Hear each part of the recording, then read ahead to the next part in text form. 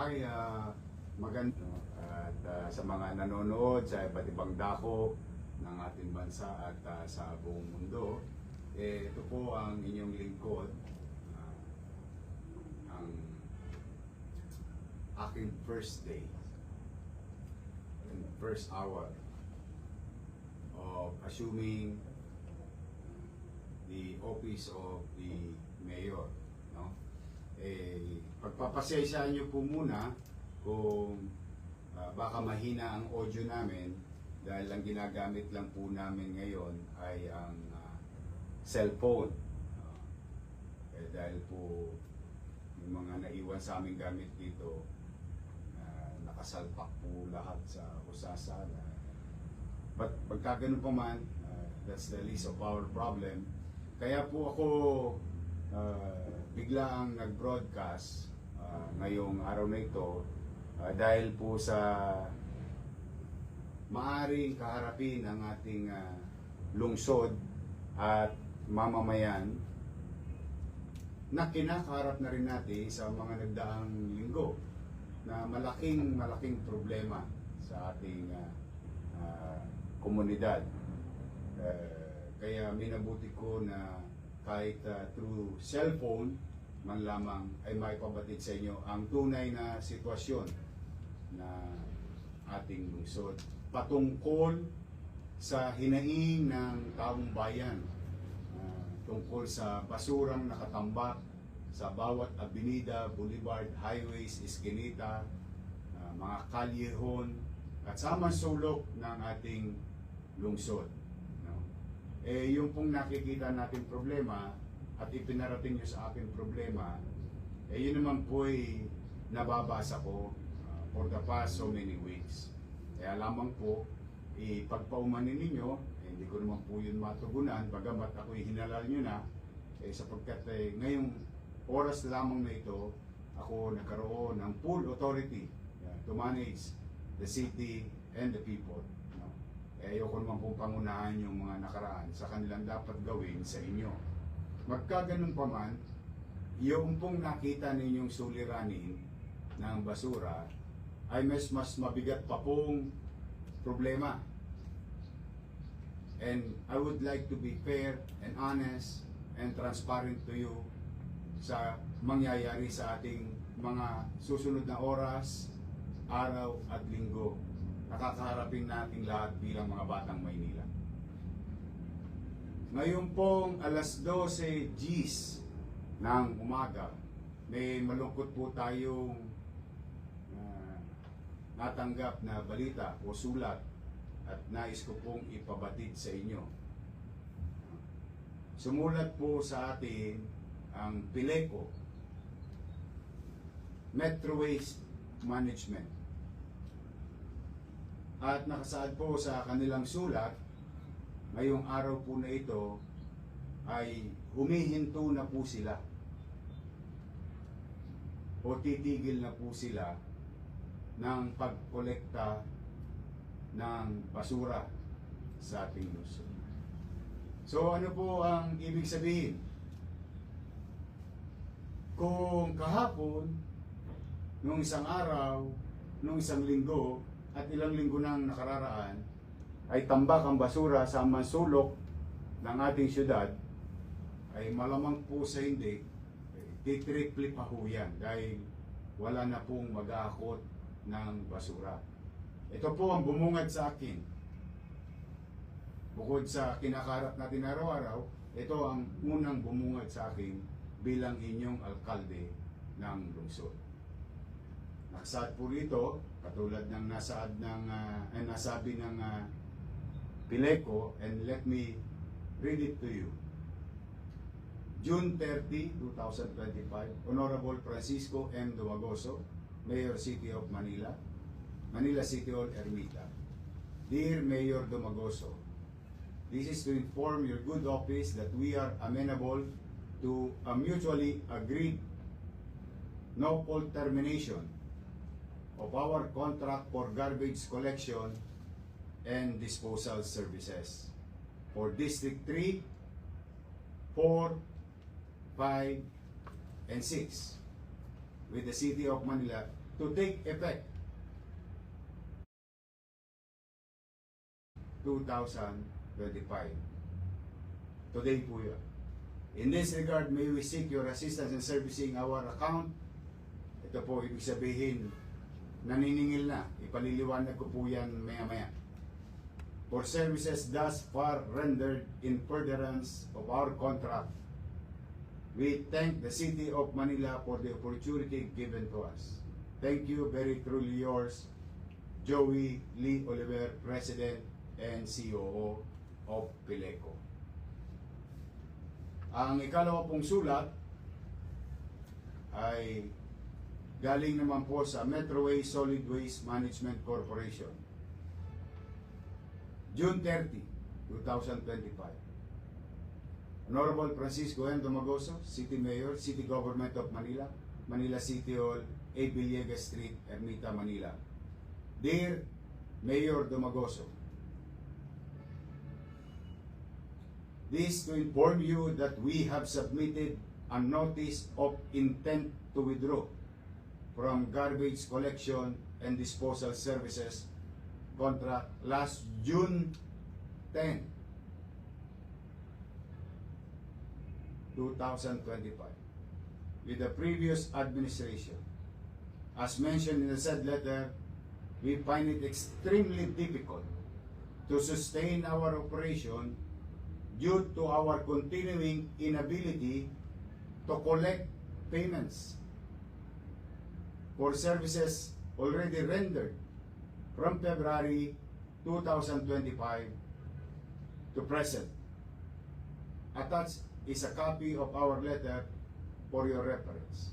In view thereof, we are constrained to terminate our contract for the garbage collection disposal services for District 1, 2, and 3 of the City of Manila.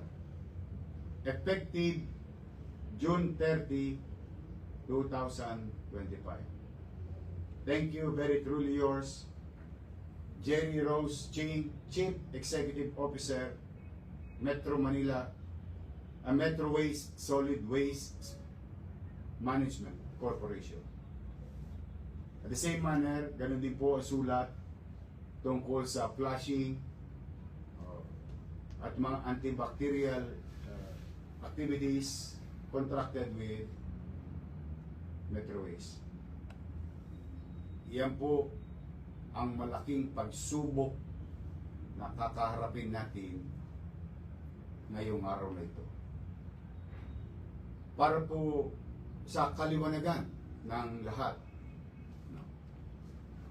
At hindi naman kaila na ang Maynila for so many mayors, for so many decades, ang nagkokolekta ng maayos sa atin at mainam na nagugustuhan ng mamamayan kahit na magpalit-palit ang mga mayor ay ang dating kolektor ng Maynila na Lionel Waste Management. At napabalita rin po sa atin noong nakaraang taon na hindi na rin po kinaya ng Lionel na tugunan ang serbisyo para sa lungsod. At sila nagpaalam ng maayos ng Oktubre na hanggang December 31 na lamang po sila. Bagamat ipinagkaila ng ilang individual na sila daw ay nagbabayad, ngunit ang katotohanan, may pagkakautang o bayarin tayo sa Lionel ng 561 million pesos sa taong 2024. At dahil dito, minabuti ng nakaraang administrasyon na kumuha at paghati-hatiin ang koleksyon ng basura sa lungsod. Sila naman po'y nagtagumpay na kumuha ng ibang kumpanya, katulad na nabanggit kong kumpanya na Metro Waste at ngunit, katulad ng isinaad sa sulat ng Metro Waste at ng Pileco, napatunayan na hindi rin sila binayaran. Ngunit nung Enero lang sila binayaran ng taong 2025. And as we speak, with regard to our record, no, ang bayaring kakaharapin natin at hindi na kinaya rin ng mga naturang kumpanya ang malaking operasyon ng pagkolekta ng basura ay tumataginting na 950 million pesos. So para po sa simpleng arithmetic, umalis ang Lionel, dala ng hindi nabayaran ng 8 buwan at 561. May nagsinungaling, may nagkubli, may nagtago, pero lumabas ang katotohanan. Hindi sila bayad. Pinalitan, kung anuman dahilan, hindi ko po alam.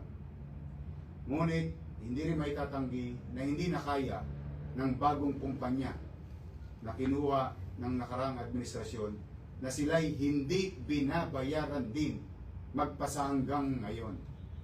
Kaya ang sakripisyo, taong bayan, tayong mga taga-Maynila. Humigit kumulang 2,000 metric tons of garbage should be collected every single day. At habang nag-uusap po tayo sa broadcast na ito, yung hindi nakuha kahapon, yung hindi nakuha nung isang araw, madadagdagan pa ho maya-maya at bukas. Hindi po matitigil ang magiging problema natin sa suliranin natin tungkol sa basura sa Maynila. Mga nanay ko, mga tatay ko, mga minamahal ko lolo't lola, at mga batang Maynila, at sa mga taong dumarako sa Maynila araw-araw, gabi-gabi. Now, I'm telling you straight. A few minutes ago, bilang inyong alkalde, buong kababaang loob ako na nakiusap sa Lionel Waste Management for old time's sake. Total, matagal naman silang nagserbisyo at naghahanap buhay sa Maynila. Nakiusap ako sa mga may-ari nito na kung po pwede hakutin muna nila ang basura ng Maynila ngayong araw na ito ng libre, nang walang gastos sa taxpayers' money. Kasi bukas po malalaan natin kung ano ang sitwasyon ng pananalapi ng ating lungsod. Ayaw ko naman pangunahan ng kabayo. But for now, nakiusap po ako sa kanila. Bakit po? Mas mahalaga sa akin ang kaligtasan at sanidad ng ating lungsod, more than anything else.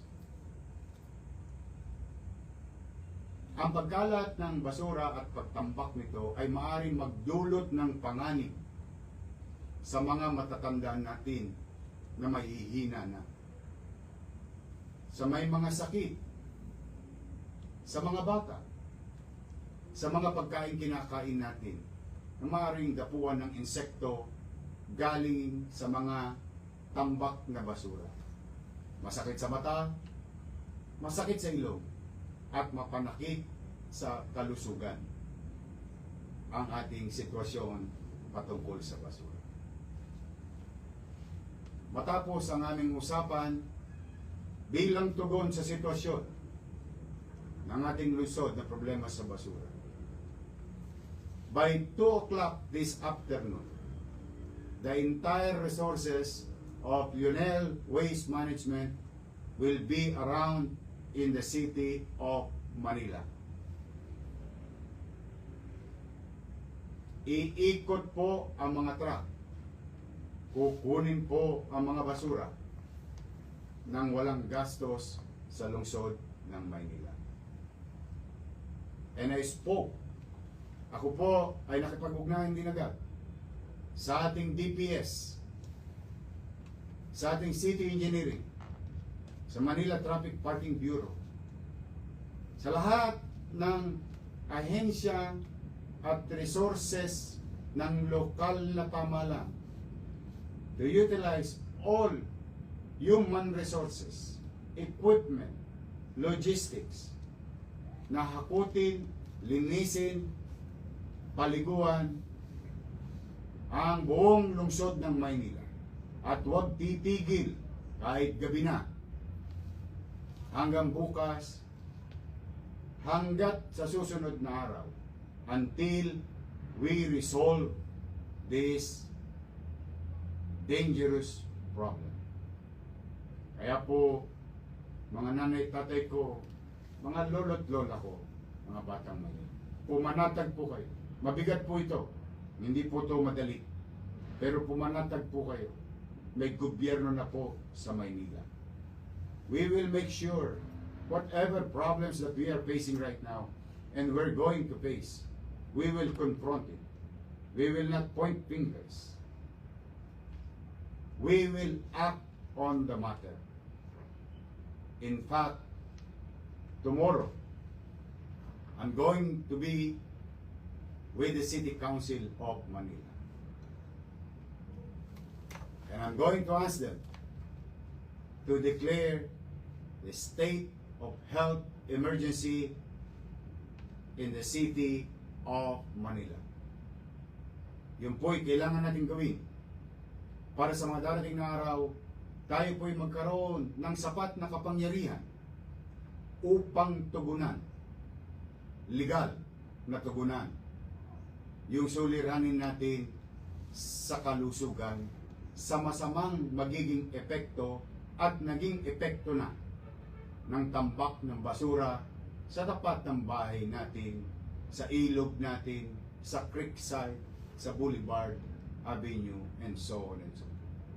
Kaya po, mas minabuti ko muna ngayon na ito'y karapin at kayo'y kausapin upang malaan ninyo na ang lahat ng inireklamo nyo sa akin patungkol sa nangyayaring tambak ng basura sa nakaraang linggo, nakaraang araw, at biglang kakarapin natin patungkol sa paghakot ng basura, ito po ay hindi natin tutulugan.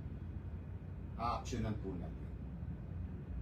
Bilang panghuli, ako naman po ay nananawagan sa lahat ng barangay official to 800 plus barangays in the city of Manila. Magkayak na kayo.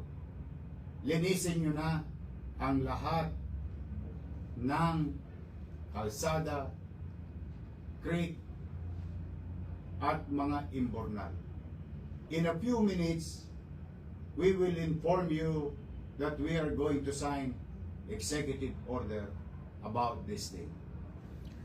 Kaya inihikayat ko ang mga barangay official. Total, kayo naman ay mga halal din ng bayan na tulad ko, makiisa na kayo. Kalimutan nyo na ang politika. May nanalo na. Nagdesisyon na ang taong bayan. Panahon na para tugunan ninyo ang sinumpaan yung tungkulin sa mamamayan, hindi sa politiko. Sa akin naman pong mga lolo't lola, mga nanay tatay, mga batang Maynila, at mga taong dumadako sa Maynila sa gabi at sa araw, nakikiusap po ako sa inyo. Samahan niyo po kaming maglinis. I'll make sure, hahakutin ko ang basura.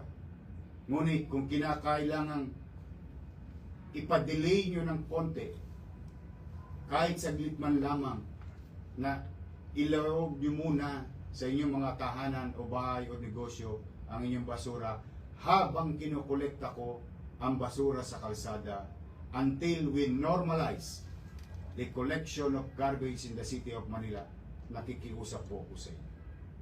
Sana po'y gawin po ninyo. Bilang pagkakaisa nating lahat na maging maliwalas ang ating minamahal na lungsod. At maging ligtas sa sakit na maaaring idulot ng basura ito.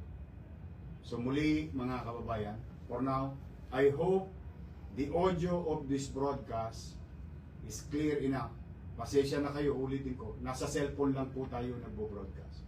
But this is immediate. This is very important. This threat to our health or the imminent danger of this brought by this garbage in our city will be confronted. Again, mga barangay chairman, mga empleyado ng siyudad ng Maynila na nabanggit kong ahensya, at nais ko na rin kunin ng pagkakataon sa MMDA kung kayo'y nakikinig po ngayon. Tulungan niyo po kami sa Maynila. Muli, maraming salamat. Pumanatag kayo. We'll be there. We'll do our job. Maraming salamat po sa pagkakataon na ito na muli ninyo akong ginawang alkalde. Pipilitin ko sa maliit kong kaparanan na tupdin ang mga bagay na nasabi ko na nung araw at tupdin ang tungkulin ko bilang ama ng lungsod ng Maynila. Maraming salamat po sa oras ninyo, and if I'm not asking too much, please do share this broadcast to your family, to your friends, to any person that you know that nandito sa Maynila. Mag-ingat po kayo, mahal na mahal ko po kayong lahat. Pagpalain nawa tayo ng Pong May Kapal. Manila,